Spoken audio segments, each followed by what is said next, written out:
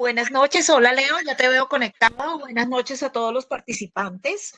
Mientras se terminan de conectar todos, un poco de presentación de nuestras siguientes conferencias. El próximo martes 9 de junio vamos a tener una conferencia súper linda que se llama Desde la Bóveda Celeste y esa estará a cargo de nuestro argonauta Germán Puerta Restrepo. Así que no se la vayan a perder. Él es genial, es un magnífico conferencista. Y el martes 16 vamos a tener una que también es muy y que ya se va a otro tipo de cosmovisiones y en este caso va a ser la Cruz del Sur, la cosmovisión en la cosmovisión andina. Esta va a estar a cargo de Julio Bonilla Romero, es un argonauta colaborador de nosotros y un excelente también y experto en todo lo que son las culturas precolombinas, no solamente las andinas, sino también las de Centroamérica, como son los mayas y los aztecas. Al otro día, apúntense todos, miércoles 17, desde el Himalaya, estará un exalumno de la Universidad de los Andes que se ha convertido en monje, que fue pues estudiante de, la Universidad en Ciencias Económicas y Comerciales y resolvió pues volverse. Entonces él nos va a hablar, va a hacer meditación y nos va a hablar algo también de la cosmovisión ya desde el Himalaya. Entonces, vamos, va a ser muy lindo porque esta semana de la cosmovisión andina hasta la cosmovisión del Himalaya y qué pensaban los antiguos allá. Entonces, Leonardo es fundador de Argonautas. Él ha estado muy metido también, fue fundador de AstraZeneca, libro activo de Argonautas y de Asasac.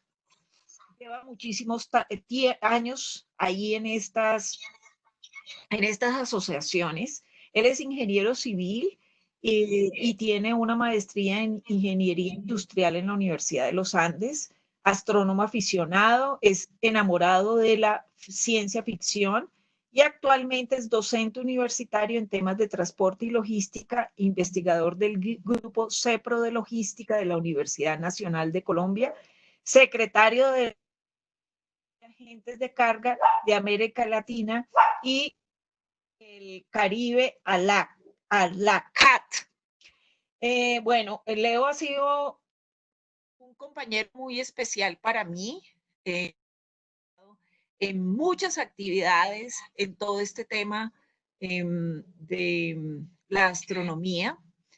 Bienvenido, Leo, nuevamente. Este tema es un tema muy interesante y ustedes hoy seguramente se van a divertir y van a aprender mucho con las amenas charlas que hace Leonardo. Bienvenidos a todos, las personas que son...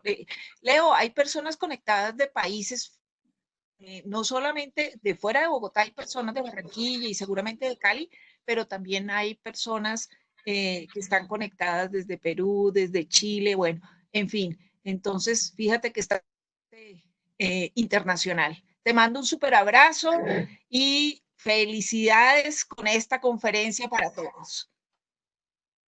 Muchas gracias. ¿Se oye? Pregunta, ¿se oye? Sí, perfectamente. Perfectamente. Sí, gracias. Listo. Iba a solicitar al moderador que entonces bloqueemos los micrófonos, si es posible, para que el sonido ambiente no nos perturbe. Yo tengo un perrito en el apartamento de al lado que ha estado ladrando, de manera que ese será suficiente ruido de ambiente. Si estamos entonces ya listos, son las 7:09, estamos avanzando más o menos a tiempo para nuestros parámetros. quiero darles la bienvenida, quiero saludarlos, ya tuve la amabilidad de presentarme y no hay nada más que agregar sobre lo que ya he señalado. Quisiera señalar sobre esta conferencia que la hemos ido desarrollando a lo largo del tiempo. Digo hemos porque han contribuido muchas personas. Hace ya unos, y voy a decir, 20 años se presentó por primera vez en conmemoración de los 400 años de la muerte, del sacrificio de Giordano Bruno. Luego se planetario ya hace unos pocos menos años. Hace unos cerca de un mes tuvimos la oportunidad de presentar una versión diferente, mucho más astronómica, en la asociación ASASAC, de la cual soy orgulloso miembro, y casualmente, por un motivo totalmente diferente, en la noche de anoche se hizo una presentación nuevamente completamente diferente a esta, que si bien tiene elementos naturalmente similares, en la conmemoración del 5º aniversario de la fundación de una logia que es la llamada Giordano Bruno número 34. Tuvimos cerca de 200 personas inscritas y un número plural de personas que asistieron de todos los países de América Latina, que fue muy bello como presentación. Arrancamos con el tema de Giordano Bruno, encontrando que esta gráfica que ustedes están viendo, simbólica, muestra a un ser humano rompiendo el límite del universo, rompiendo esa bóveda esférica que rodeaba el centro del universo que era la Tierra, y atravesándole y pasando a un mundo más allá. Me puse en una investigación bastante difícil por falta seguramente de calidades para hacer estas búsquedas, y me encontré con que es un anónimo, es un grabado en blanco y negro, después alguien lo ha colorizado en distintas versiones, y aparece ser utilizado por Camille Flammarion en el año 88 del siglo XIX, en un libro de él sobre la atmósfera, meteorología popular. Flammarion es un histórico astrónomo que era grabador además. Entonces se asume que si él lo usó en uno de sus libros, en este, debe haber sido que él fue naturalmente el grabador del mismo. De todos modos, me pareció interesante desarrollar porque ha sido muy simbólicamente utilizado precisamente en biografías y en conferencias sobre Bruno, y yo tenía la enorme inquietud y arranqué por ahí. Bueno, vamos a comenzar un poco más en desarrollo, una primera etapa de introducción al tema. Giordano Bruno, se usa un fotograma aquí tomado de una película sobre la cual hablaremos ya al final, que es una película de Carlo Ponti como productor, y aquí hago la referencia que es el esposo de Sofía Loren, y que corresponde al año 73, 1973, con Gian Maria Volonté, un actor italiano muy famoso para la época por haber patrocinado en varios spaghetti western, que eran esas películas italianas emulando el lejano oeste. Se le llama el Nolano, y lo encontraremos así reiteradamente referenciado en la literatura y en la forma, en las cartas, en los textos epistolares en los cuales él mismo se llama así, y así lo llaman en el proceso judicial que lleva a su sacrificio. Y intenté darle algún concepto a la presentación, indicando héroe de la ciencia o simplemente un hereje más. Ese nombre, ese título, ese motivo de la conferencia no es ajeno a una relación que hay compleja. Y veremos un autor en particular, un autor reciente, 2019, que hace una referencia muy similar a esta, sugiriendo que Giordano no es ni un científico, ni nada por el estilo, y que el sacrificio fue un sacrificio a un hereje, voy a decir, a un hereje más. Voy a ser respetuosísimo en los temas religiosos, naturalmente es un autor católico, que intenta y lo hace en su forma de defender la posición de la Iglesia tradicionalmente.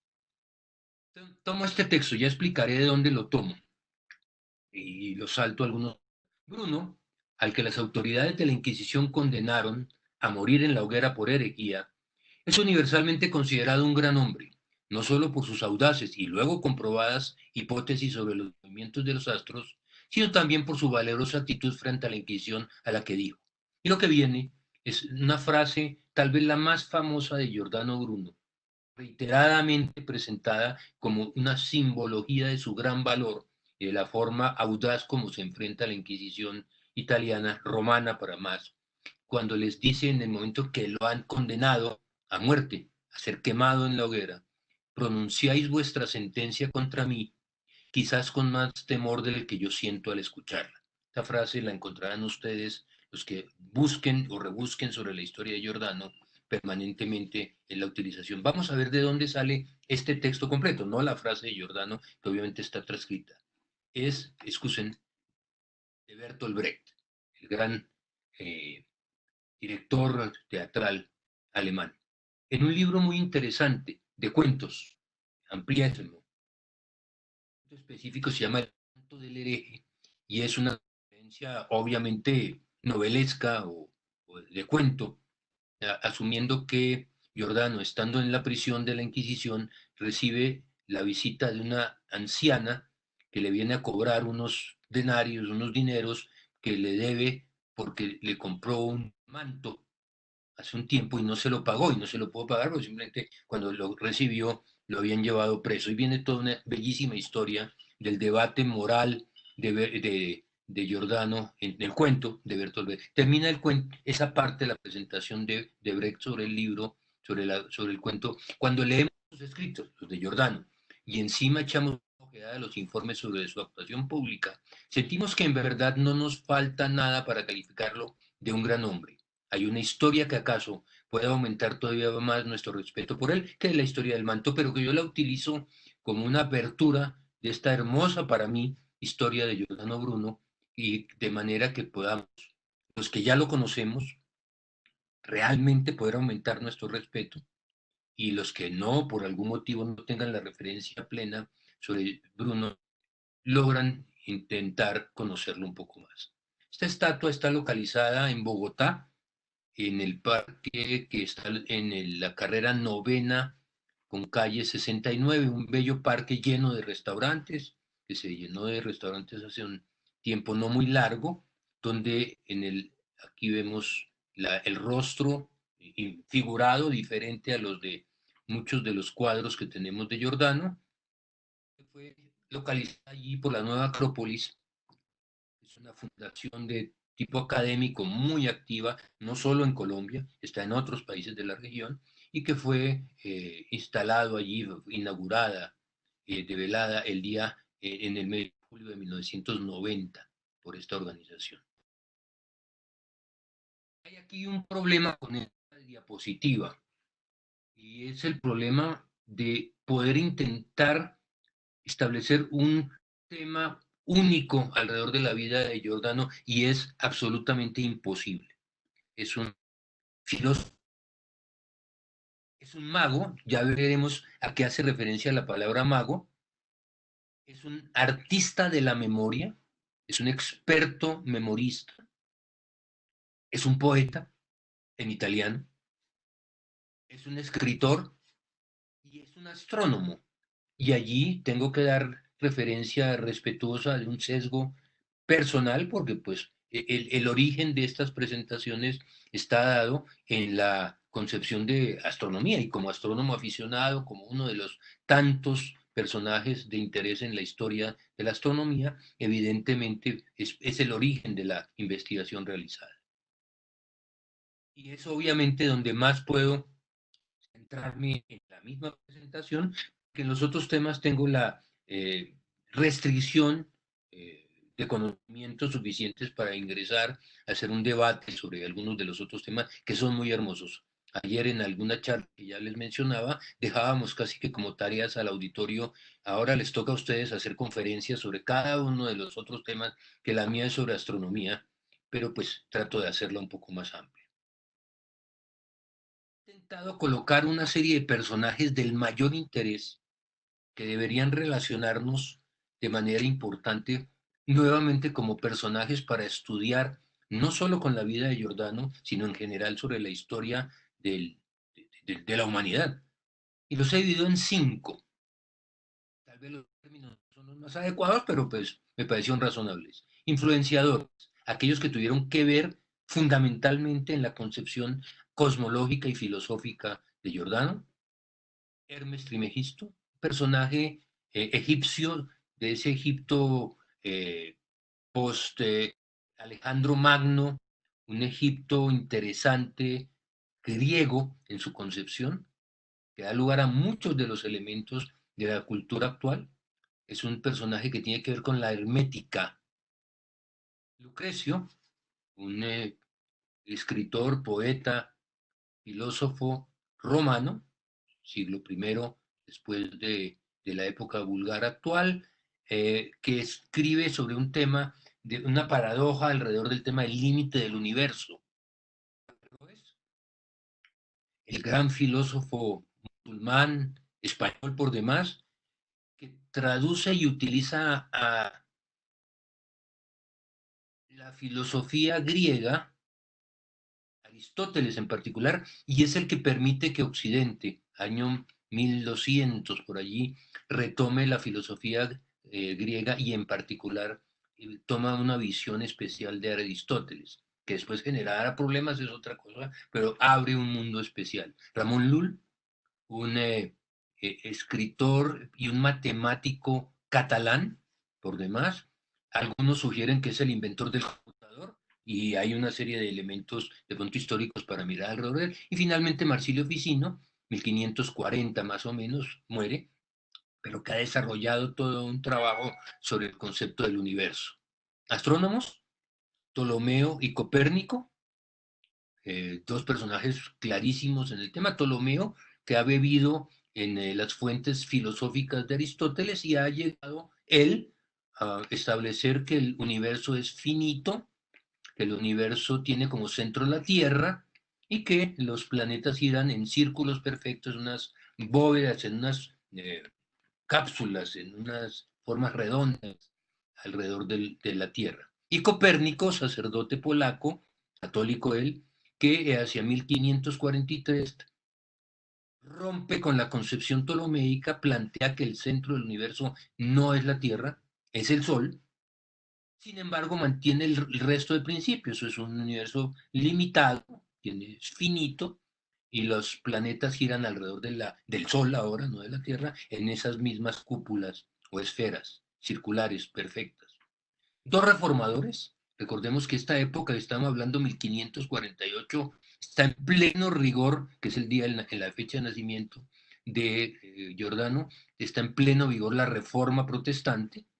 1517, Lutero, recuerden su choque con el emperador romano germánico Carlos V, y cómo esto da lugar a un concilio que desafortunadamente no cumple el objetivo de agrupar a las iglesias cristianas y lleva a una ruptura violenta y a unas guerras religiosas. No tanto el concilio, sino todo el desarrollo. Y Calvino, un reformador posterior que se asienta en Ginebra y desarrolla una teocracia, voy a llamarla violenta con todo respeto.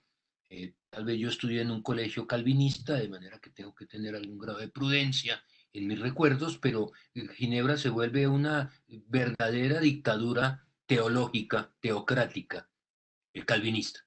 Ya veremos qué tiene eso que ver. Religiosos, básicamente, el Papa Clemente VIII, que le corresponde tomar las decisiones finales al no atender unas peticiones y unos reclamos de Giordano, y Armino, que es el gran inquisidor, sacerdote jesuita. Los jesuitas no podían ser inquisidores, a no ser que fueran obispos. Y una coincidencia extraña en la historia, Belarmino es nombrado obispo, lo cual le permite volverse un inquisidor en la Inquisición romana. Simplemente recordarles a los conocedores del tema cómo cada área del mundo donde hay inquisición son inquisiciones diferentes, con visiones distintas de lo que debe ser la libertad o no. Eso es interesante y tendrá que ver en la muerte de Giordano final. Y gobernantes, se roza con los reyes y emperadores de la región, ya lo veremos en un instante, y con el Dux de Venecia o el Duce de Venecia o el Dogo de Venecia. Aquí tenemos los 5 personajes señalados en la parte de influenciadores, ya hice una relación a ellos. dos personajes de arriba, son los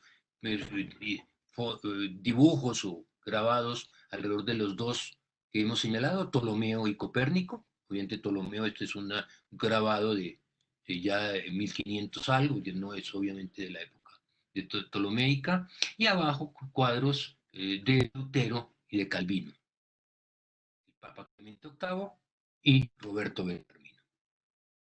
Y estos son los más importantes, obviamente hay muchos más. Quitamos algunos para facilitar el gráfico. Por un lado, Enrique III, el que está por acá, espero que se vea el cursor, es el rey de Francia para la época de 1590, por allí, un poquito antes, donde él está embebido en la defensa de la religión católica, es un católico en medio de las grandes luchas contra los hugonotes, voy a decir, rebeldes protestantes.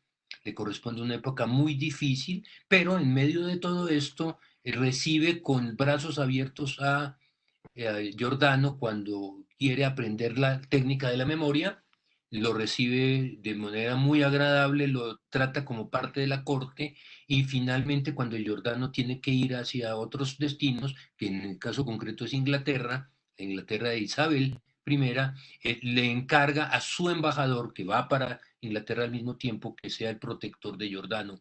Giordano vive durante 2 años en la casa del embajador del reino francés en el reino de Inglaterra.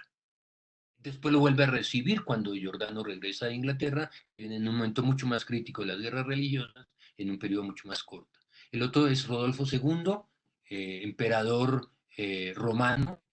Recuerden que es el Holy Roman Empire, que es como el resultado posterior del Imperio Romano Germánico, y vive en Praga y tiene que ver con Giordano porque recibe a Giordano. Giordano hace un libro en honor a Rodolfo. Giordano espera que le den empleo en la corte, pero Rodolfo simplemente lo atiende, le da un muy importante pago por el libro, el sueldo dicen de todo un año, pero no le da el empleo que soñaba Giordano, y finalmente abajo el Duce o el Dogo de Venecia en el momento, que es el director del Consejo de Gobierno, Marino Grimani, que le corresponde como poder terrenal aceptar la entrega de Giordano a la Inquisición romana. Y un poco, si se quiere, comenzando, ya un poco más organizado, esta sería una sumario de lo que vamos a ver, son 6, 7 puntos.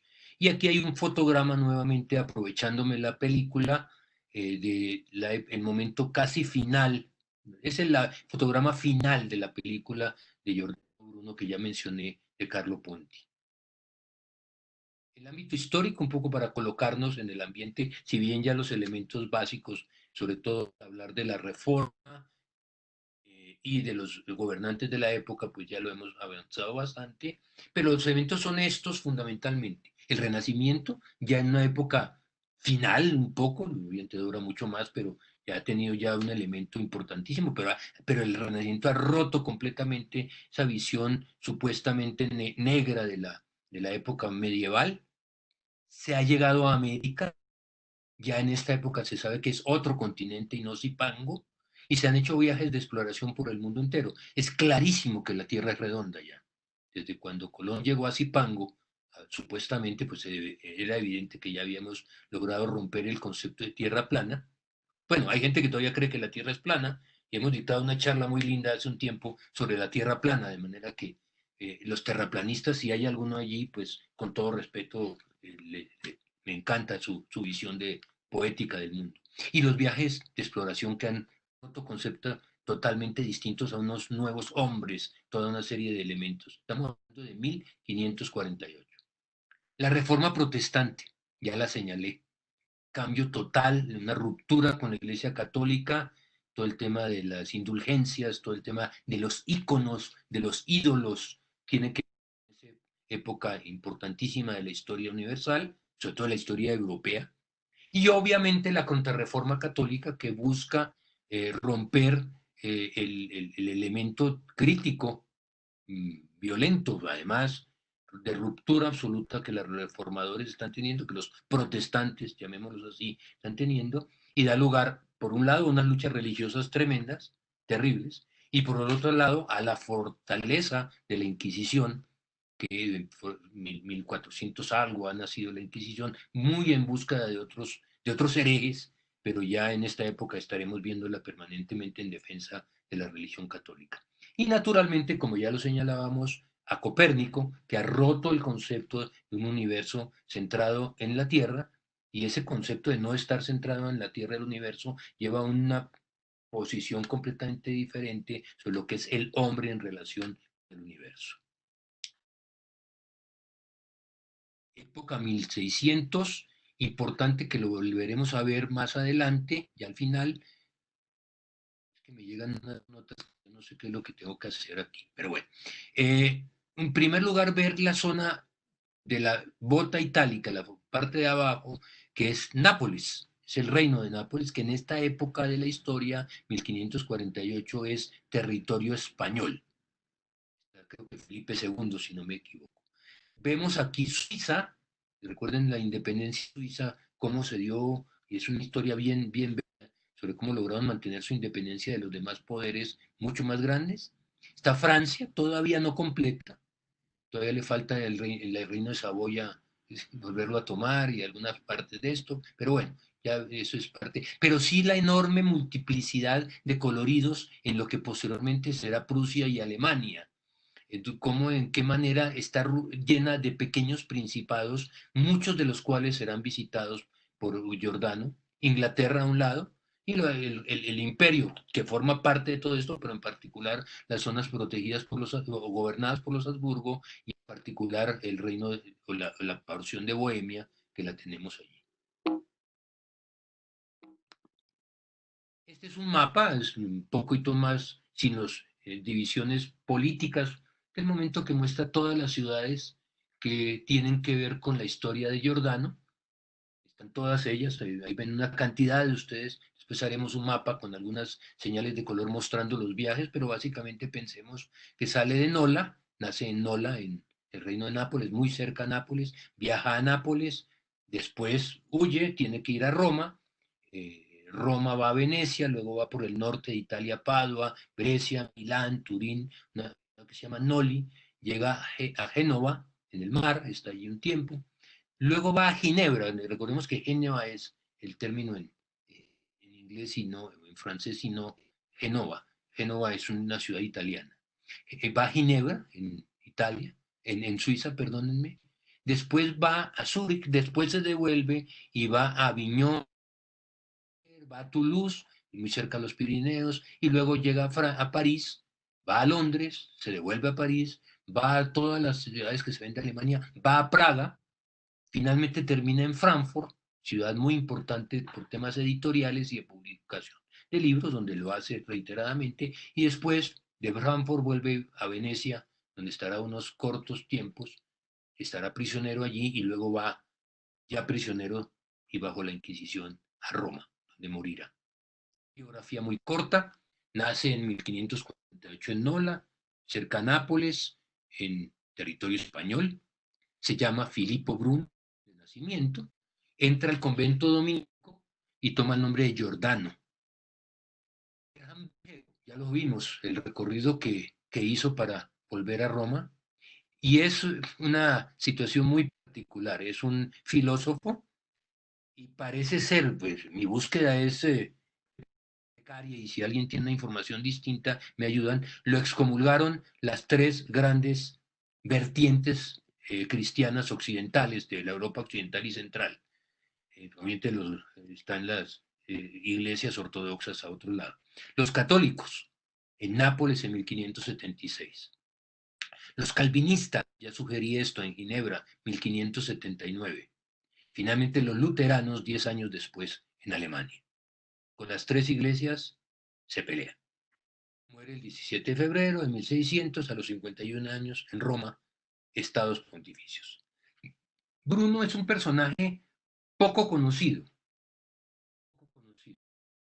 Y así lo digo, si bien la duda, por eso lo pongo en rojo y con interrogante, pues puede ser poco conocido para mí, seguramente, y por eso la tarea tan difícil de lograr llegar a concretar una información como la que tratamos de tener acá.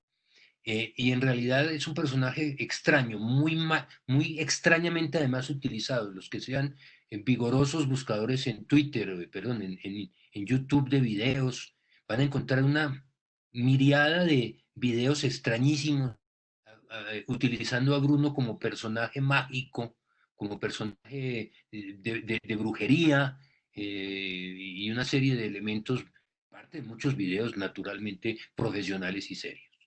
No digo nada distinto a que esa es mi visión del tema. Escritor de muchísimos libros, de los temas como de los que ya sugerí, sobre la magia, sobre la memoria, sobre la religión naturalmente, sobre la filosofía y obviamente sobre la cosmología. ¿Es astrónomo? Me lo vuelvo a preguntar.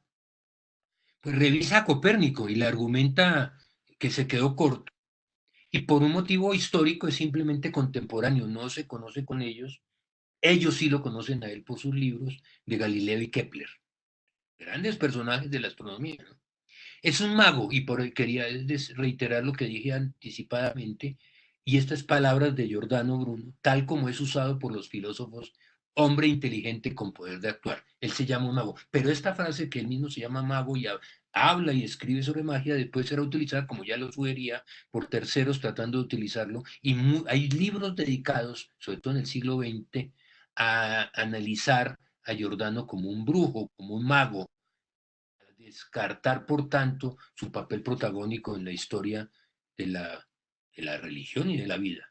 Filósofo inconforme, totalmente inconforme, ya lo están imaginando ustedes, temperamental. ¿Tiene un problema? No. Una ventaja podría ser en que se enfrenta con todos los que se le cruzan por el camino, con todos, sin importar si son autoridad o no, si es autoridad terrenal o si es una autoridad religiosa.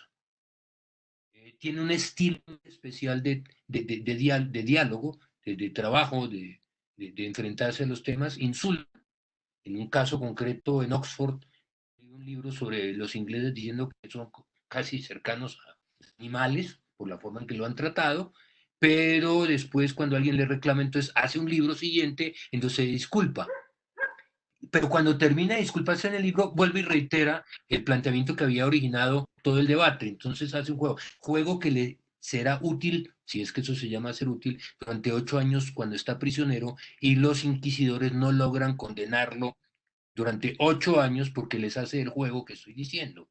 Se retracta de lo que ha dicho, pero inmediatamente vuelve y plantea las mismas teorías. Entonces eso los descorazona, los desconcierta y les causa un problema procedimental a los inquisidores. Gran viajero. Y el tema de la memoria. El tema de la memoria es este. Escribe libros sobre el arte de la memoria. Hace unos juegos, recuerden que hablamos de Ramón Lull, juegos con unas gráficas que Ramón había desarrollado y Giordano las utiliza para jugar con un tema de memotecnia. Se señala en los libros que era absoluta y totalmente hábil en el tema, que podía recitar un salmo de memoria, si no todos, y después recitarlo o leerlo, pues no sé si se recitan los salmos, me excusan por devolverse diciendo, relatándolo al revés, con las mismas palabras, pero al revés, de manera que esa era una muestra que hacía para vender su idea. Es un éxito total, lo reconocen en toda esa región que él habrá de viajar y le permite tener buenos ingresos monetarios y relaciones, como dijimos, a nivel real, a nivel de los reyes, perdón, para que sea claro la palabra real. Este es el convento San Domenico Maggiore, Santo Domingo Mayor, convento dominico, naturalmente, localizado en Nápoles. Este es una envía desde Nápoles, yo había encontrado una foto distinta y parece ser que me había equivocado de iglesia, había puesto, no sé, el Wikipedia a veces le genera a uno dificultades. Comienzan sus problemas, está en el convento, debe tener unos 18 años, más, bueno, háganme la cuenta, 22 años tal vez por ahí, y rechaza tener imágenes de santos, cuadros o figuras, ídolos, excúsenme la expresión, pero que uso la expresión griega o ortodoxa sobre el tema de los ídolos, figuras de bulto que llaman, rechaza tener cuadros o imágenes de santos, solo acepta el crucifijo. Ya eso es de por sí complejo. Recordemos, estamos hablando de una época donde indulgencia, elementos de los santos, son parte fundamental de la vida de la religión, parte fundamental además monetaria, y evidentemente este es un tema que se había tratado con el tema, con varios de las tendencias protestantes.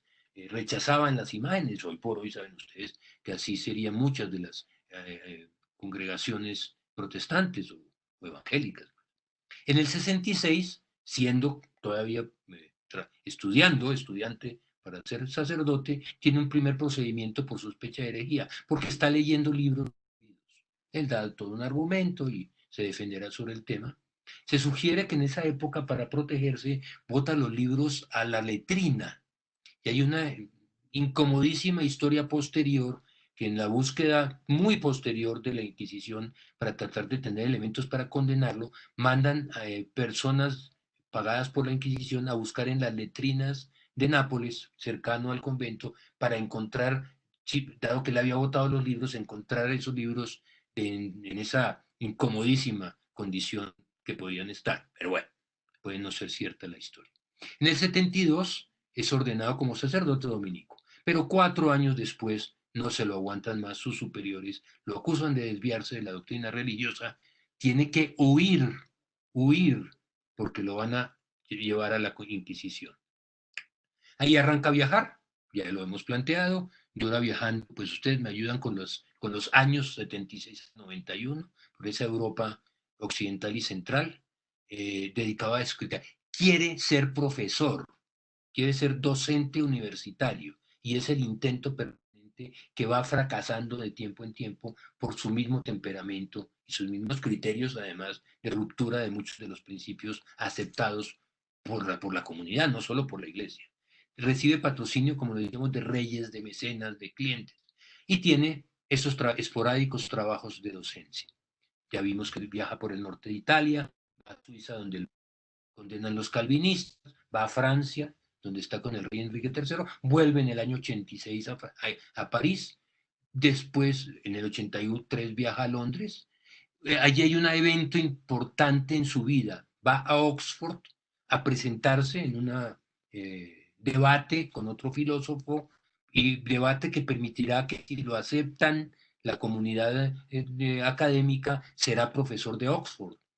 Tiene un problema, es un hombre pequeño, de pequeña estatura, y obviamente su inglés es excelente, pero con acento de napolitano, ya se imaginarán. Y súmenle a eso que está diciendo que Copérnico tiene la razón. Pues se forma un lío, el debate termina muy mal, comienzan a gritarle todo tipo de ofensas alrededor de su presentación. Él sale disgustado, da lugar a unos libros que posteriormente escribirá y a una incomodidad alrededor del tema de lo que es Inglaterra y de lo que son los ingleses de la época. Sin embargo, hay que entender allí, lo diremos al final, pues casi, rosa con Shakespeare. Shakespeare es contemporáneo de él en Inglaterra, y después encontraremos cómo grandes autores reconocen cómo dentro de la enorme belleza de los libros de Shakespeare, todo lo que tiene que ver con cosmología y con ese aspecto astronómicos están basados en la filosofía de Giordano Bruno. Hay un libro de hace 5 días, casualmente, sobre ese tema, publicado en Italia, sobre ese tema de la astronomía.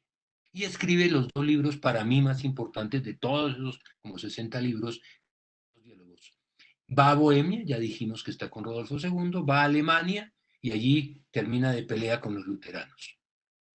Entonces, digamos, el dibujo que ya les planteaba, allí si alguno tiene la precaución y tiene buena vista, verá cuadritos que hemos conseguido de cada uno, gráficos pues grabados de la época 1600 más o menos, de las distintas ciudades principales donde estuvo, Roma, el de Nápoles se perdió por allá abajo, se hundió en el mar, Ginebra, París, Londres de la época y Praga, que nos parecen los más bellos e interesantes.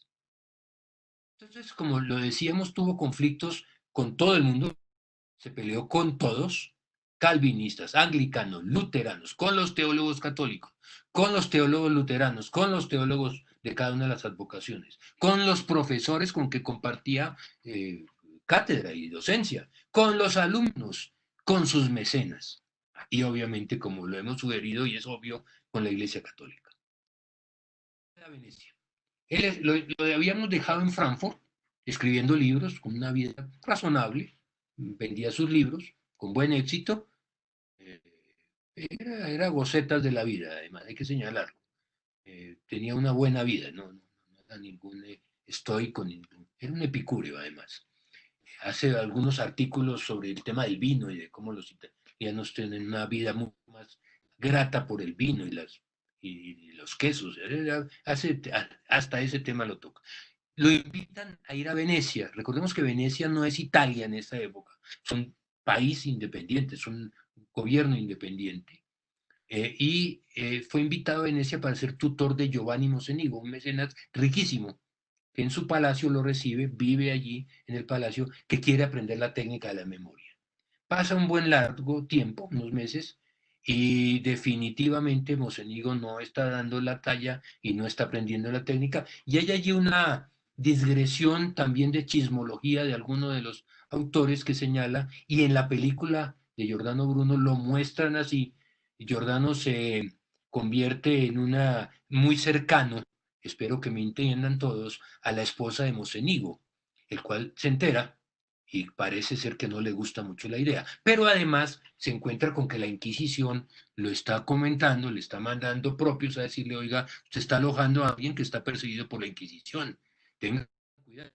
Es una Venecia completamente cosmopolita. La iglesia o la Inquisición veneciana es totalmente liberal, diferente a la Inquisición romana, y eso hace que, y el poder del gobierno civil es absolutamente distante de lo que puede ser Roma, de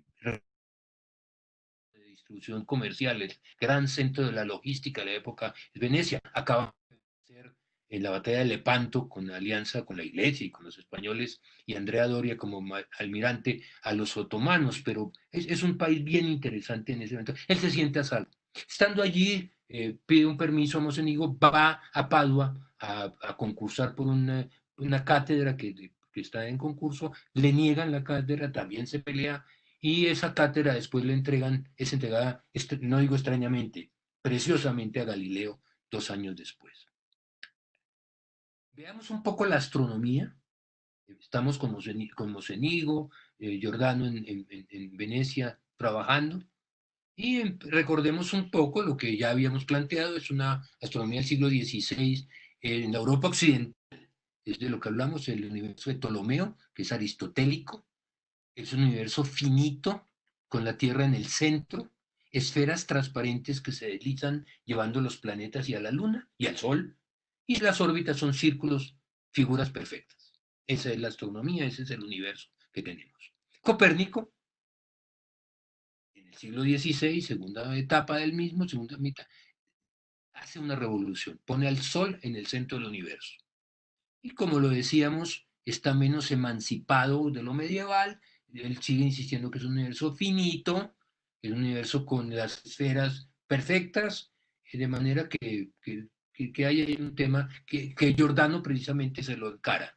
Y no, pero ya aparte no vamos a entrar a discutir sobre el tema de Copérnico, no es el primero que piensa o que dice o que señala que el Sol sea el centro. Otros, 3 de ellos, uno muy importante, Nicolás de Cusa, sacerdote, obispo, católico, el cual le genera mucho interés, además de lo de Copérnico, a Giordano en su lectura. Un grabado de la época, mostrando pues la visión copernicana con el Sol en el centro del universo, pero limitado, redondo, con curvas. ¿Y el universo de Bruno cuál es? Pues hay 2 libros para mí fundamentales, que son La Cena de las Cenizas, que corresponde a la cena hecha en la Cuaresma cristiana, católica, del miércoles de ceniza, por eso el nombre, y sobre el infinito universo y los mundos. Están en traducción al castellano muy buenas. Son libros, muchos de sus libros tienen la estructura de diálogos. Recordemos los diálogos de Platón, por poner un ejemplo, en que él actúa, si me permiten la expresión, como personaje llamado Filoteo, el hijo de Dios, ¿no? Y ese presenta a lo largo de sus libros, de sus múltiples diálogos, de cada uno de los libros, hay 4 o 5 diálogos diferentes sobre distintos temas, presenta las posiciones cosmológicas y filosóficas que tiene Giordano Bruno. Se defiende con grandes debates con personajes que le controvierten. Son libros hechos en Londres. Algunos dicen que uno de ellos fue publicado tardíamente en Frankfurt, pero de todos modos son escritos en Londres. ¿Qué tiene Bruno como visión? Si Dios es infinito, el universo tiene que ser necesariamente, como obra del Dios infinito, un universo infinito. No puede Dios haberse quedado haciendo un universo finito. Y ahí tiene un texto en italiano: el universo es totalmente infinito, no tiene límite, no tiene término, no tiene superficie. Es infinito. Primera digresión de lo que todos, incluyendo a Copérnico, han planteado. Infinitos soles y planetas. Hay innumerables soles y un número infinito de planetas que giran alrededor de sus soles, como nuestro círculo de planetas alrededor de nuestro sol. No vemos los planetas que giran alrededor de otras estrellas debido a su gran distancia y a su pequeña masa. Lo vuelvo a reiterar. Si lo tuviéramos suficientemente lejos, se asemejaría a las estrellas. Conceptualmente, lo que después señalará la ciencia, y es que el Sol es otra estrella más, y una muy común además. Y las estrellas son grandes soles ardientes. Los planetas, ya lo habíamos sugerido, pero alrededor de los soles, infinito número de planetas. Pensemos, estamos hablando de 1500 o 90. Igual que los planetas que circulan alrededor del Sol. No los vemos porque están lejos y son pequeños. Y después veamos, no sé ya, sé que aquí hay participantes que sabrán el número exacto. No quiero hacer referencia a ninguno en particular, que podrían decirme cuántos exoplanetas, pero sobre todo desde cuándo es que comenzamos a encontrarlos. No es hace mucho, no fue hace mucho. Universo con centro. O sea, estamos en la discusión de que la Tierra es el centro, luego decimos que el Sol es el centro. No, el universo no tiene un centro, el centro está en todas partes. Cada mundo es su centro. En la Tierra es el centro del universo, pero a los de la Luna es el centro de su universo. Y luego señala que el éter es un elemento, un espíritu que está en todo el universo y que no ofrece resistencia y que llena el espacio, porque él no considera que pueda estar vacío, como posteriormente lo llegaremos a concluir. Y finalmente, algo que sí es una aberración, si hay humanos en este planeta, ¿por qué no habría seres en esos millones de otros planetas? Elementos bien interesantes para la época. Y ahí viene la pregunta, ya un poco avanzando en el desarrollo del tema, miro aquí el reloj para no equivocarme, ¿es científico o filósofo? También podríamos preguntarnos si es astrónomo, lo estábamos diciendo. Construye la idea del universo, hace observaciones, tiene un telescopio, tiene unos equipos de observación, le contribuyen terceros dándole información, hace ciencia.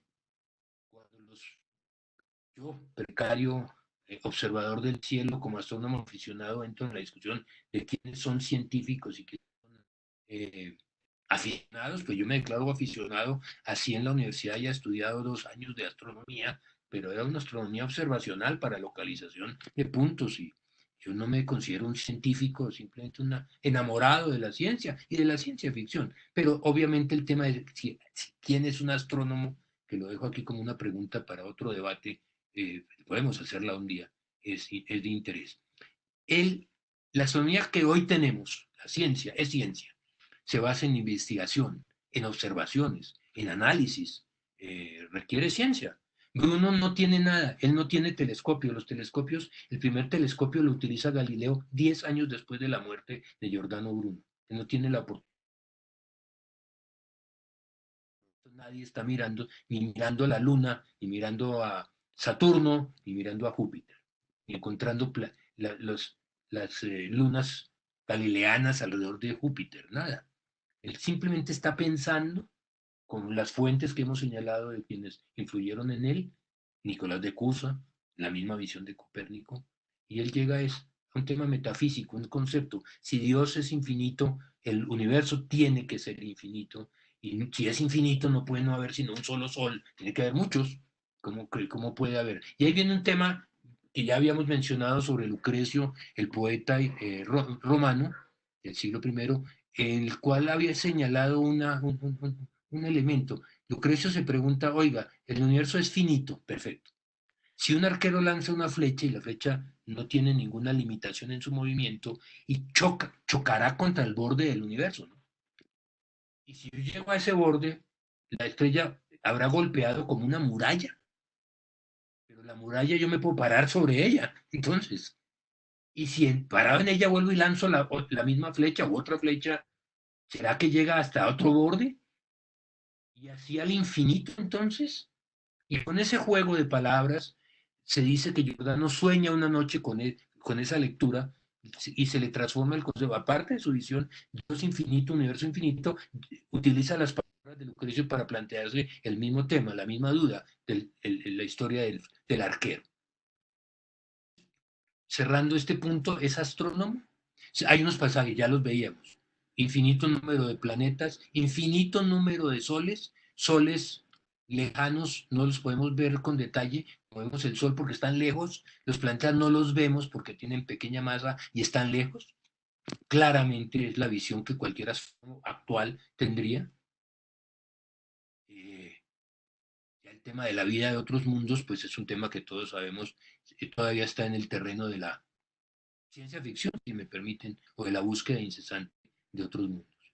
Bruno, para mí, obviamente no es un astrónomo, es precario en su concepción del tema material, no experimenta, es simplemente un pensador. Vuelvo a Venecia. Recordemos, ha tratado de conseguir un puesto docente en Padua, para casa, está con Mocenigo, ya escuchamos los problemas que está teniendo con su mecenas, y el mecenas muy preocupado además, y seguramente con ya los elementos que teníamos, de que se siente robado, porque no ha podido aprender la memoria, la técnica de la memoria, nos lleva a que Bruno ha decidido irse, quiere volver a Frankfurt. Y Mocenigo se entera y lo encierra en el castillo, no permite que salga, y al día siguiente, después de un día de retención, con maleta lista, llega la Inquisición por él, y se lo llevan a las mazmorras de la Inquisición veneciana. Tienen un problema, el único testigo de las aberraciones conceptuales heréticas de Giordano es precisamente Mocenigo, que ha señalado pues que le ha oído decir todo tipo de barbaridad, particularmente algunas contra el Jesucristo. Ese es un hombre, que ese es un personaje adicional, pero que pues ya verán ustedes, se imaginarán las cosas que Mocenigo, tratando de defenderse, que no lo metan a él por haber protegido a un hereje, dice pero tiene un problema, el procedimiento inquisitorial de la época en cualquiera de las distintas regiones exige tener más de un testigo. Más de un testigo. Un solo testigo no es válido, entonces no lo pueden condenar. Lo juzgan, pero pues no tienen forma. Y estando en este ir y venir, a punto de ser, digamos, rescatado, sería distinta la historia de él si no hubiera sido sacrificado, la Inquisición romana lo reclama. Y el gobierno de Venecia, el gobierno civil, a regañadientes acepta la reclamación de la autoridad romana y de la Inquisición romana y lo entrega. Y digo a regañadientes porque el debate que se crea en el Consejo de Gobierno de Venecia es altísimo. Saben que Giordano es amigo del rey de Francia.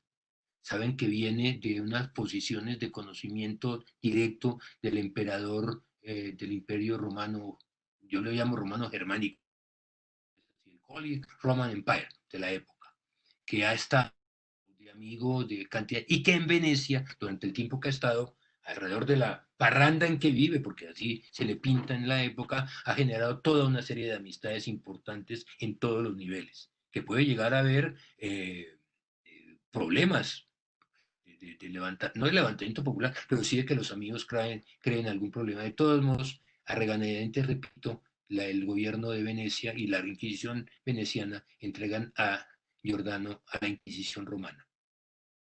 Lo envían pero tienen el mismo problema, solo tienen un testigo. Lo envían a Roma y durante 8 años lo tienen que interrogar, juzgar y torturar. ¿Tienen un solo testigo? pero logran los inquisidores que sacerdotes que estuvieron presos con él en Venecia declaren con testimonios contra él en la prisión de Venecia. Y si se peleaba con los compañeros de la universidad, imagínense en una prisión encerrada durante un año, pues se fue a golpes con uno de ellos, otro se burló porque estaba leyendo los salmos mal, por el acento, lo que fuera, y todos a una, tratando de lograr con eso algún tipo de salvación, declaran contra Giordano y por tanto ya tienen suficientes testigos. Eso les permite avanzar. Pero con 8 años de proceso, ¿no? El inquisidor principal es Roberto Bellarmino, ya lo habíamos mencionado antes, que aparecerá posteriormente cuando Galileo sea juzgado por la misma Inquisición romana. Fotograma de la película tiene una digresión histórica porque hay que entender que Giordano no puede estar vestido con los hábitos de monje dominico porque él renunció a los hábitos y él no volvió a ser aceptado por la congregación. De manera que, pues, pero bueno, ese Jean María Volonté. San Roberto Bellarmino, nuestro inquisidor fundamental, pasará la historia con varios elementos, aparte de haber hecho lo de Giordano, como un gran teólogo, importantísimo. Tan importante que el Papa, yo no creo que es Pío, en 1930 más o menos, lo santifica. Tenemos San Roberto Bellarmino.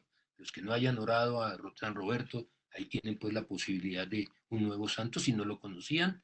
Eh, pero bueno, él es el gran inquisidor. 1600, 15 de febrero, 2 días antes de su muerte. Dice así la historia: ante peregrinos de toda Europa que están reunidos en Roma por celebrarse el jubileo, se anuncia públicamente que será ejecutado, dice así el edicto, un monje dominico, un hereje obstinado que el miércoles ha demostrado ser el autor de diversas opiniones horribles, en las que se mantuvo obstinado y todavía lo hace, a pesar de los teólogos que lo visitan todos los días. ¿Qué está diciéndonos acá este texto del edicto que se anuncia públicamente en las calles, avisando que va a haber un espectáculo bellísimo de la quema de un señor? Que durante los 8 años han tratado infructuosamente que se arrepienta, que diga que se equivocó. No lo quieren matar, no lo quieren condenar pues a la muerte. Quieren salvarlo porque tienen las mismas precauciones, saben que este tipo de actos en este momento pueden no ser la mejor condición para la situación que se vive, religiosa y política, y quieren, pero reiteradamente les pasa esto que les señalaba antes. Le dice, sí, sí, acepto que estoy equivocado. Sin embargo, mis teorías tenían como fuente tal, tal, y vuelve y se defiende. Entonces eso genera toda una confusión. Lo último que ocurre es que dice, listo, acepto estar equivocado, pero todos estos elementos que yo he planteado que ustedes quieren juzgarme por tales, quiero que el Papa Clemente me, me reciba y yo debatir con él. Si él me convence, me arrepiento de todas mis exageradas y horribles opiniones. Se dice que le mandan una carta al Papa, él le manda una carta pidiéndole una audiencia, pero el Papa, ni tonto ni perezoso, prefiere hacerse a un lado y no contesta la carta. Parece ser cierto. En su misericordia lo declaran culpable de herejía, creo que hay 10 o 12 puntos, uno de ellos el tema de hablar de otros mundos, pero es uno de los múltiples elementos. En su misericordia los inquisidores fueron cuidadosos, quieren evitar que haya sangre, normalmente se degollaba al castigado por la Inquisición o se le ahorcaba, pero al degollarlo pues pierde sangre, entonces no quieren hacer eso, entonces lo queman en la hoguera. Ya la película mostrará otra edición histórica, ya la comentaré, en la llamada Campo de Fiore, que es un mercado popular de flores en la Roma de 1600, plaza que todavía existe. No lo ahorcan, lo queman vivo. Lo queman vivo de cabeza, o sea, está con los pies hacia arriba, desnudo, no con el hábito de monje, con una bola de hierro en la boca para que ésta al calentarse queme su lengua. Y más aún dicen que con un gancho que atravesó su lengua para que no fuera a dar gritos o defenderse en la hoguera. Simple grabado mostrando un acto de fe, si me permiten el nombre no corresponde al caso de Giordano. Este es el fotograma que ya habíamos mostrado muy previamente sobre el último momento de la película de Giordano Bruno, donde pues obviamente se ve de la película, pero pues obviamente se ve cuando le introducen la bola de hierro, cuando rompen su lengua con el gancho, entonces la sangre brota de su boca.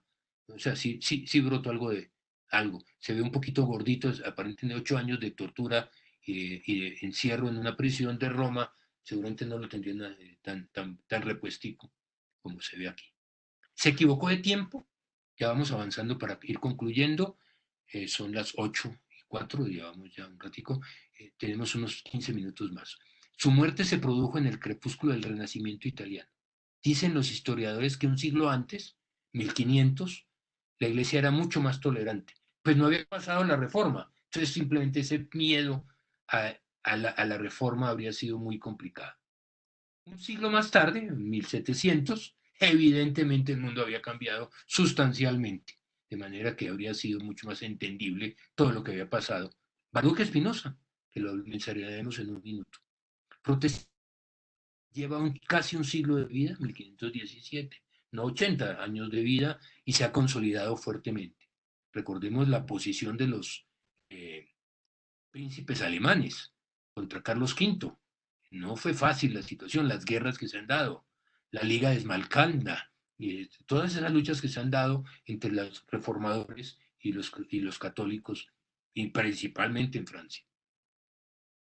Se equivocó de tiempo, encontramos una Venecia que en otro instante no lo habría entregado, una Venecia débil ante Roma, motivos históricos del momento, una inclinación con pleno vigor, con pleno poder, y su temperamento, la forma en que ya le señalaba 2 o 3 veces, lo he dicho, insultaba, se disculpaba, trataba a algunos personajes como cerdos, pues alguien le discutía cómo diablos se le ocurre hacer eso, hacía un nuevo artículo en que decía no son cerdos, se disculpa, qué pena, qué vergüenza, pero volvía y decía, pero de todos modos yo creo que sí lo son y eso era, así trabajó durante todos sus años de vida.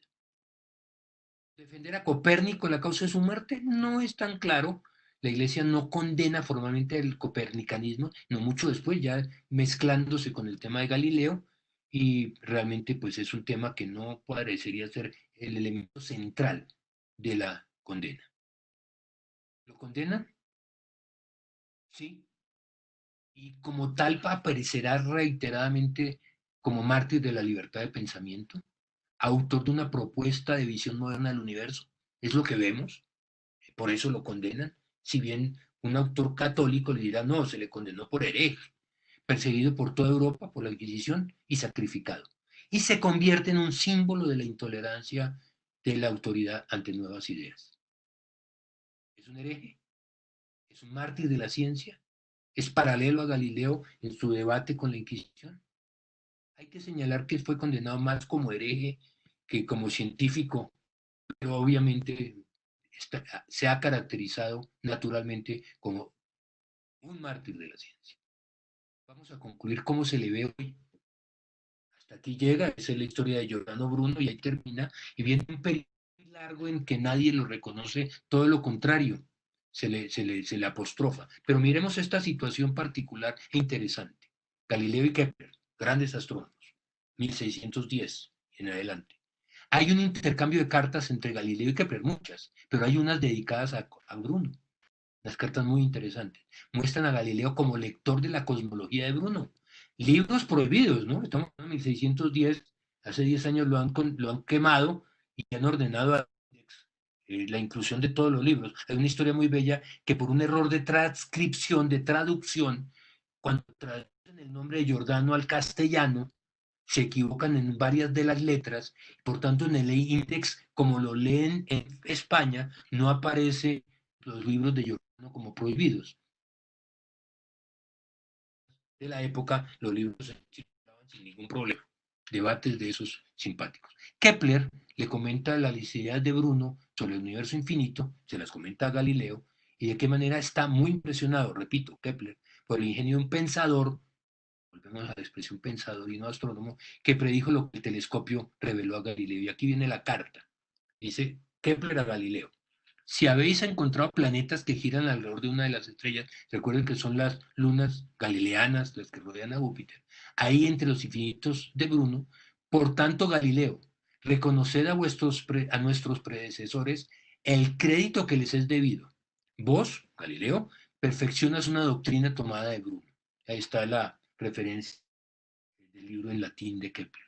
Bien interesante entender que años después estos dos grandes personajes estén mencionando de manera muy clara la visión que Giordano tenía. Un olvido que yo llamo temporal, donde es fácilmente durante 150, si no 200 años, se olvida a Giordano, no aparece referencia alguna sobre él, y llega a ver hasta este tipo de textos, un teólogo católico francés que escribe de las pocas cosas que se encuentran sobre Giordano, aparte de lo que acabamos de ver de Galileo y Kepler, dice lo siguiente, haciendo un análisis de los libros de Giordano: es razonable denunciar a Bruno como uno de los más viles hombres que alguna vez ha nacido en la Tierra. La visión que hay que tener de este brujo, mago, hereje.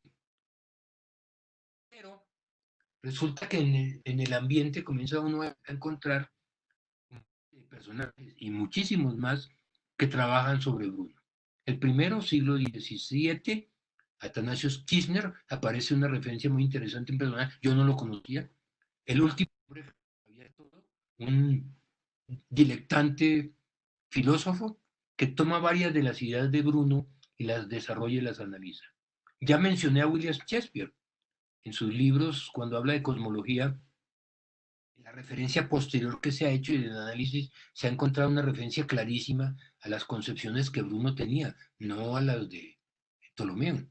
Spinoza, el gran filósofo judío holandés, expulsado de la comunidad judía por sus posiciones panteístas. Y bien interesante, bebe en la fuente de Bruno. Goethe, Hegel, y finalmente viene todo ese siglo de la luz, se puede decir 1800, muy vinculado con Napoleón Bonaparte, todo lo que él hace culturalmente, aparte de sus temas de poder. Concluir con el poeta Coleridge de Estados Unidos, que trabaja intensamente, rescata, si no hubiera sido ya rescatado por los anteriores personajes, a Bruno, transformándolo en un personaje que la historia va a reivindicar.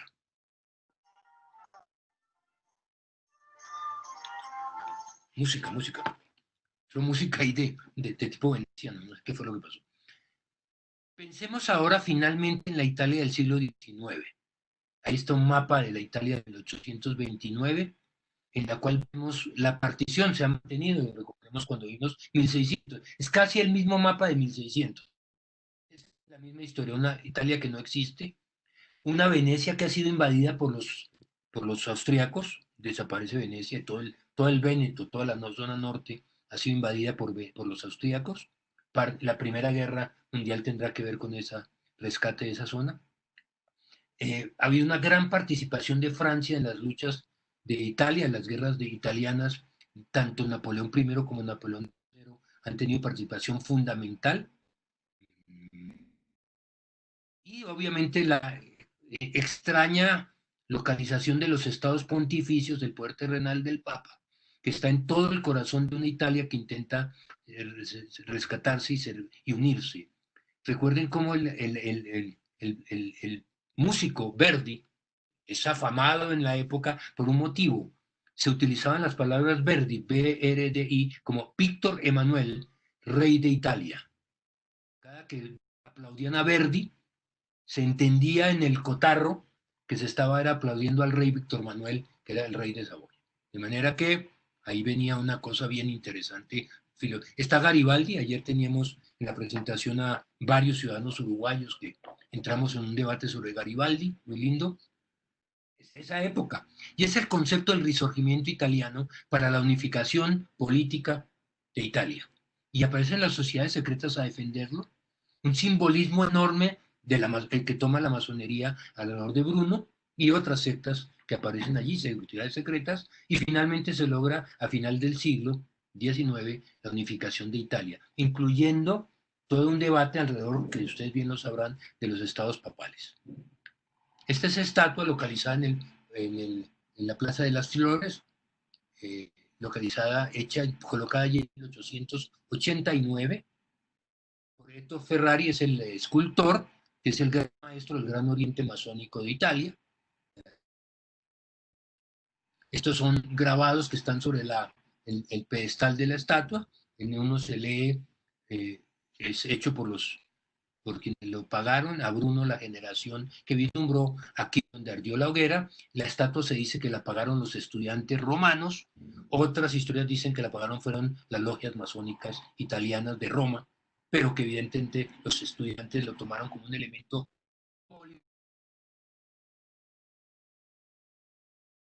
de afrenta al Papa, que está muy cerca de unas pocas cuadras. El Vaticano se quejó, creo que tuvieron que reorientar la estatua en algún momento, no estoy claro del tema, por eventos de que la ofensa no sé si era dándole la espalda o dándole la frente. De todos modos, hubo todo un debate papal tratando de pedirle a la alcaldía romana que quitaran la estatua, cosa que no hicieron. Hay una colocación, un busto, yo no sé, eso es un busto, ¿cómo se llama? En Pietrasanta. Esta es una participación de un buen miembro de nuestra organización, Adolfo Vicini, que nos consiguió esta foto, y en Nola hay una estatua, sitio de nacimiento de Giordano. Hay un bellísimo poema, esto es simplemente un párrafo, de un poeta que es un premio Nobel del año 80, Czesław Milosz, un poeta polaco. Miren cuando lo escribe en la Varsovia del 43, en el gueto de Varsovia, rodeado de las tropas nazis. Recordemos toda la tragedia de lo que fue Varsovia hasta el momento de la irrupción del ejército soviético, o lo que cada uno conozca de la liberación de Varsovia de los nazis. Este poeta hace un poema que se llama Campo de Fiori, hasta que todo sea leyenda y hayan pasado muchos años, en un nuevo campo de Fiori la rabia se encenderá con la palabra de un poeta. El poema es obviamente más extenso. Está aquí lo que utilicé, se llaman Historias del Almanaque, hecho en el 49 por Bertolt Brecht. Dentro de ese libro, que creo que son unos 20 cuentos cortos, está el que ya les dije, El manto del hereje. Búsquenlo, es muy bello, sobre todo por toda la historia que plantea la visión que Bertolt Brecht tiene de lo que sería el Giordano prisionero en las mazmorras de la Inquisición. Está la película, el afiche de la película del año 73 de Giordano Bruno. Aparece una bellísima Charlotte Rampling como enamorada de Giordano. Un cráter en la Luna, un cráter Giordano Bruno, dos asteroides, el asteroide Giordano, a los asteroides le dan un número, entonces ahí utilizan la fecha de nacimiento de Giordano, el año, y lo transforman, lo permutan. Ven ustedes 5148 en lugar de 1548. Y el otro se llama Cenesaradi, que corresponde a la cena del Día de las Cenizas, en referencia al libro muy importante hecho en Londres. El Vaticano en el año 2000, Juan Pablo II, 400 años de la muerte, declara la muerte de Bruno un triste episodio, pero con el codo borran lo que dijeron porque los obispos que tuvieron que dar la declaración defienden a los inquisidores, ¿vale? No hay que discutir sobre eso. Sostienen que esos inquisidores tenían el deseo, de preservar la libertad, promover el bien común y no pudieron salvarle la vida. Bien. En Medellín, en el año 2000 se instaló en un parque un monumento a Giordano Bruno. Ahí está, en la avenida Bolivariana, hay un busto, dice así el documento de Medellín, un busto del astrónomo italiano Giordano Bruno. No entro a discutir la palabra. En el año 13 hubo una manifestación en el parque de Giordano Bruno, allí que el parque no se llama Giordano Bruno, no recuerdo ahorita cómo se llama el parque de la novena, 69 con novena en Bogotá, una manifestación de la organización atea colombiana. Ahí está en contra de un procurador que en la época se indicaba que años atrás había quemado una serie de libros de filosofía y de historia y algún libro de Giordano Bruno, lo utilizaron como simbología naturalmente la localización de Giordano. Ven ustedes que tienen como la efigie de la estatua de Campio di Fiori. Es divertido como señalamiento del uso, y muchas logias han asistido. Nuestra asociación astronómica hizo una ceremonia ya hace unos años allí en ese parque también. logias masónicas de diversa índole. La Gran Logia de Colombia tiene una logia llamada Giordano Bruno, que fue la que ayer cumplió 5 años. Hay una logia muy bella en Venezuela, vean la fecha de fundación, 1814, en plena guerra de independencia, ¿no? Ya imaginarán que el papel protagónico. En el oriente de Ferrara hay una logia masónica Giordano Bruno. En Argentina hay, mi lista se volvió infinita alrededor de esto, entonces simplemente coloqué unos simples ejemplos. Isaac Asimov, ya vamos a terminar, señala claramente que su muerte, la de Bruno, tuvo efecto disuasorio en el avance de la civilización. Es un precursor de la revolución científica. Yo diciendo que no es un científico y Isaac Asimov me da un golpe en la cabeza diciéndome que sí lo es, o un precursor al menos. Y hay una bellísima canción de Silvio Rodríguez, el cantautor cubano, bien conocido seguramente por una buena parte de ustedes y odiado por otros, seguramente. A mí me gusta. La canción se llama Cita con Ángeles. Cuando este ángel surca el cielo, no hay nada que se le asemeje. El fin de su apurado vuelo es la sentencia de un hereje. No se distraiga ni demore, todo es ahora inoportuno. Va rumbo al campo de las flores, donde la hoguera espera a Bruno. Este es el primer párrafo de la canción, una canción de unos cuantos minutos, va hablando de varios sacrificados en la historia y termina con el sacrificio, cada uno lo juzgará como le corresponda, del presidente Salvador Allende. Es evidente por la orientación filosófica o política de Silvio Rodríguez. Pero la canción es poco conocida. Hay dos canciones, además, voy a decir que extrañas, son las carátulas de los discos. La una es de un grupo de Estados Unidos que se llama Roman Sky, cielo romano, de un grupo que se llama Avenged Sevenfold. Es como precario, es como de Brooklyn. Y otro grupo canadiense, que es un disco completo dedicado a Giordano Bruno. Es un disco punk, bastante complicado, por lo menos en mi caso, de usarlo. El grupo se llama Crusades. Y la canción se llama Perhaps you deliver this judgment with greater fear than I receive it. Si se acuerdan, comenzamos con este texto. Precisamente es el texto de la frase patibularia de Giordano ante los inquisidores. Libros, lo que quieran. Frances Yates, una escritora historiadora inglesa, trabaja sobre la tradición hermética de Giordano. Un autor reciente, Michael White, un libro que se llama El penitente. Dylan Ox, un autor permanente, es profesor de una universidad en Londres. Hemos estado en un intercambio epistolar, digo yo epistolar por vía internet, ¿no? Con este autor tan reciente como el día de hoy, y es el que escribió la parte de la Enciclopedia de Filosofía de la Universidad de Stanford sobre Bruno. Allí está, es gratuito, obviamente está ingreso libre en el internet, pueden leer mucho más detallado que yo lo que hemos hecho. Hay una revista llamada Revista Bruniana, en honor a Bruno y Campanelliana, y más libros. Ingrid Rowland, Giordano Bruno. El Instituto Max Planck de Historia de la Ciencia en Alemania es un simposio de varios días sobre Giordano, que da lugar al libro siguiente, que dice Volviendo las tradiciones upside down. Hay una gran discusión alrededor del papel o no de Giordano. Finalmente, un autor católico que defiende la posición de la Iglesia, que considera, como ustedes ven allí, que Giordano fue un mártir, pero no un mártir de la ciencia. Esto es tan reciente como 2019. Creo que hasta hay un video de él en internet. En la plaza de se me volvió a colocar esa diapositiva. En la plaza es una estación del metro de un sitio privilegiado central de Berlín. Está la estatua de Giordano, como la ven allí, sí, simbólica, pero con el Giordano colocado cabeza abajo en la hoguera. Hay unos símiles de esta estatua en Budapest y en Nola hechos por el mismo autor. Por ahí tengo el nombre del autor, pero no me acuerdo ahorita. Y esto, ya para ir concluyendo, si se acuerdan la película, la serie llamada Cosmos de Carl Sagan, que posteriormente en el 14 se hace una nueva serie llamada Cosmos, con Neil deGrasse Tyson, que es el director del Planetario de Nueva York, muy bella.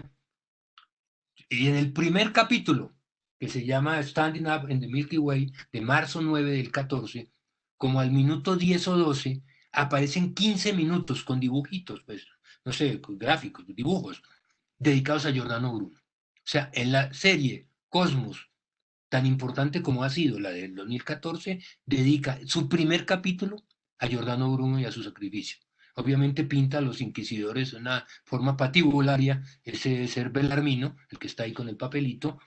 Tan dura es la parte de la presentación contra la iglesia y contra la religión tradicional que hay unos grandes reclamos en Estados Unidos sobre la orientación, dicen que históricamente equivocada, que la iglesia no era tan mala, que Giordano no era tan bueno, y hay un debate hasta en alguna transmisión del capítulo, en algún canal posterior, el momento de la transmisión, no se logra ver la transmisión, ese pedazo, no, que fue un daño técnico, dicen, otros lo llaman censura, pero bueno, eso es un tema para analizar. Todos los años, el día de la conmemoración de la muerte de Giordano, se celebra en la Plaza de las Flores un homenaje organizado por esta Asociación Nacional del Libre Pensamiento, Giordano Bruno, donde la banda musical de Policía de Roma interpreta himnos marciales y donde delegados de la Alcaldía de Roma y de la Alcaldía de Nola presentan a una serie de expositores que hacen larguísimos discursos. Alrededor se venden libros de los anarquistas, de los estudiantes, de los masones. O sea, hay una fiesta intelectual y popular.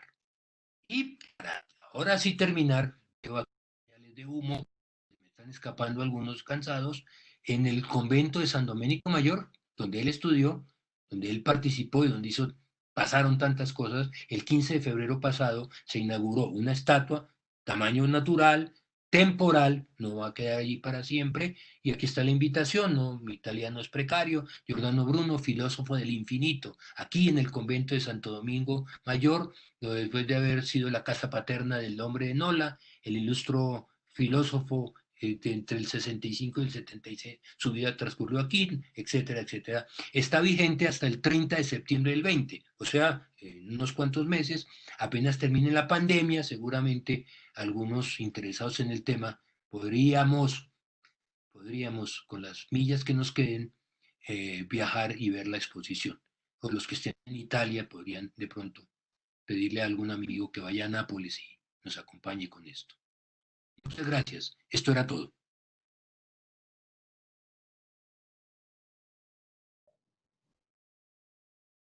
Gracias, Leo. Interesantísima, buenísima, muchos aplausos. Bueno, como siempre, tú y tus conferencias geniales. Muchas gracias. Si hubiera alguna pregunta, podemos atenderla. No quedan muchos minutos. Ir cerrando la fiesta. Muchas gracias, muy interesante. Gracias, Leonardo. Linda conferencia. Muchísimas gracias. Excelente. Bueno. Si hay algún médico hematólogo, experto en sangre por ahí, mis saludos, que lo vi ingresando al principio y no lo puede saludar. No sé cómo se llama, pero es primo tuyo. Ah, ya, sí, dice que él debe hacer énfasis en que murió en manos de sus hermanos dominicos. Pendejo.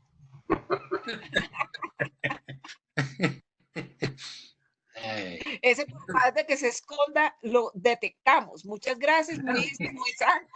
Apareció ahí. Gracias, Leonardo, muchas gracias, muy ilustrativo, excelente, muchas gracias, mil gracias la conferencia. Muchas gracias. No, mira, todo el mundo está hablando de lo excelente que fue tu conferencia.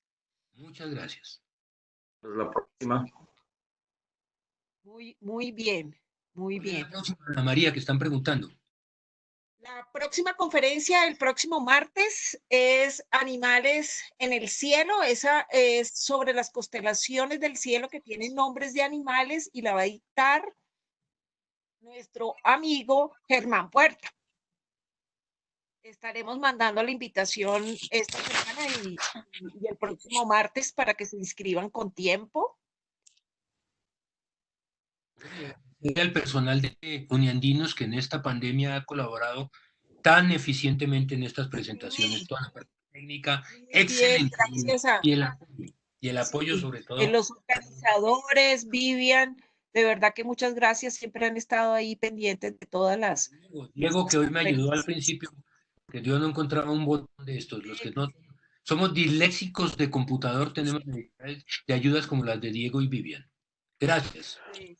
Leonardo, muchas gracias. De verdad quedo absolutamente complacido con esa agradable charla sobre Giordano Bruno, personaje el cual admiro muchísimo. Muy amable. Muchas gracias. Los invitamos a contestar una corta encuesta de satisfacción. Con esta encuesta nosotros tenemos una retroalimentación importante para validar todos los temas que presentamos a nuestra comunidad y pues quisiéramos que la respondieran, se tomaran de pronto un tiempito y la pudieran responder. Muchísimas gracias a todos.